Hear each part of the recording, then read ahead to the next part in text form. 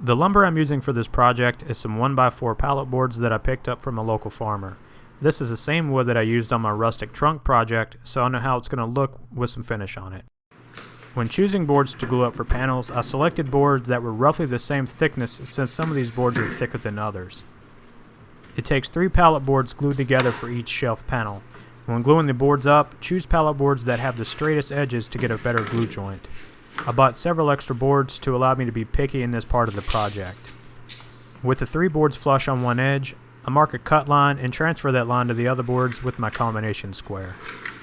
At the miter saw, I like to set up a stop block so when I cut all of the boards for the top and bottom panels, they will be the same exact size.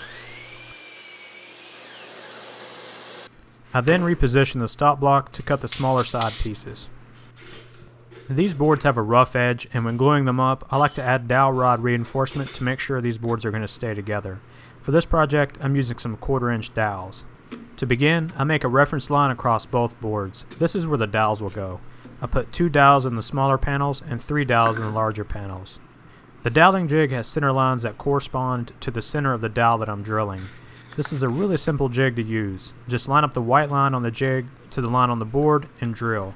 This ensures that the boards will have the dowel rod in the same exact spot.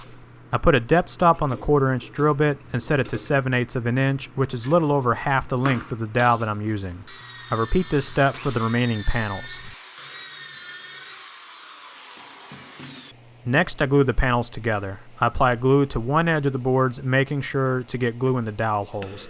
Using a mallet, I tap the dowels in, put the boards together, and clamp it up. I leave it clamped up for roughly 1 to 2 hours.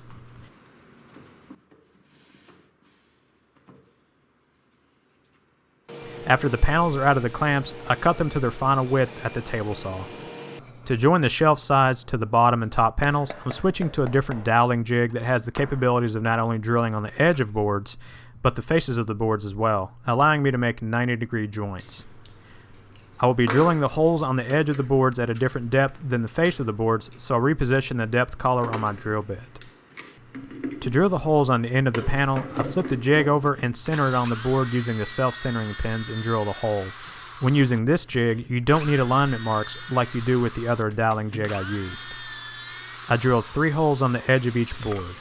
Before drilling the holes on the faces of the side panels, I need to adjust the fence on the doweling jig. To do that, I put a dowel in one of the holes on the bottom panel and slide the jig over the dowel, pushing the fence forward until it touches the board. This sets the distance of the hole from the edge of the board. Before drilling into the sideboards, I reset the depth collar on the drill bit to 3/8 of an inch. Next, I lay the side panel under the bottom panel and align the edges of the boards. It's important to make sure they are flush. The doweling jig has slots on the front that are the same size as the dowels. So to drill the holes in the side panels, I first put a dowel in the hole in the end of the bottom panel and slide the jig over it and drill. I will link to a video below that does a better job explaining how to use this jig. I move the dowel over to the next slot and drill the remaining holes.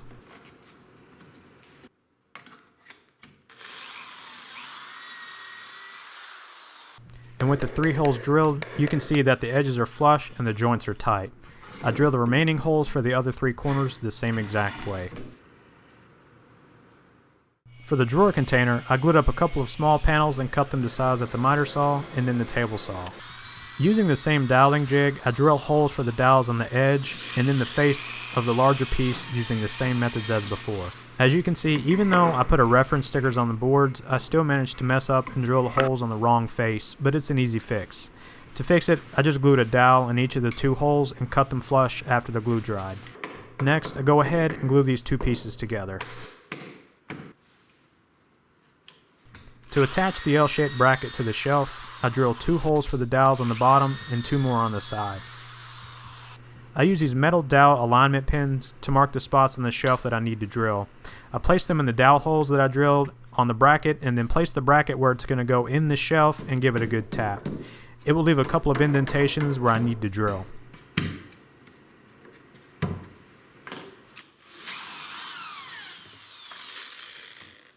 I then hand sand the board just using some 180 grit sandpaper. The goal here is to remove any loose dirt or grime, but leave the rustic appearance. The glue up on this shelf was a little complex, but not too bad.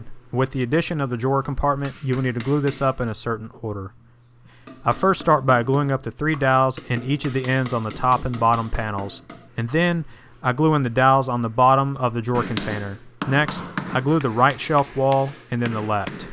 It seems a little confusing, but it's not too bad. While the glue is drying, I skip ahead and make the top. I find the 3 boards that are roughly the same thickness, and the board with the most rustic appearance goes on the outside of the top so you can see it when you're looking at the shelf.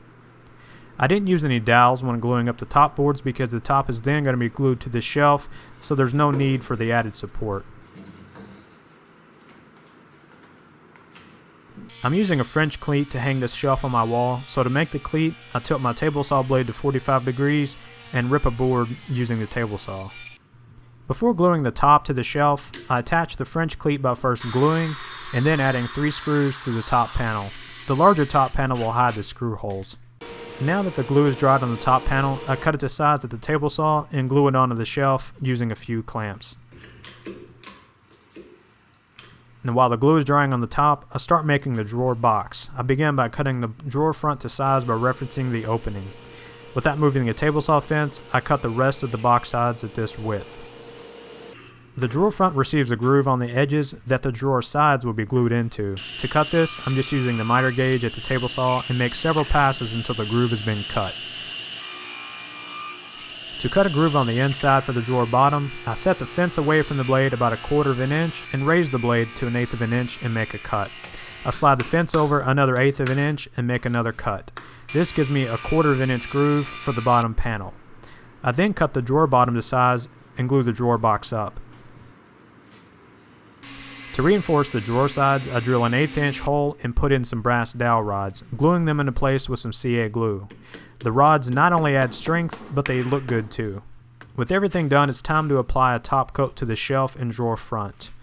For this project, I went with the same finish that I used on my rustic trunk because I like the way it came out and I like the way it looked.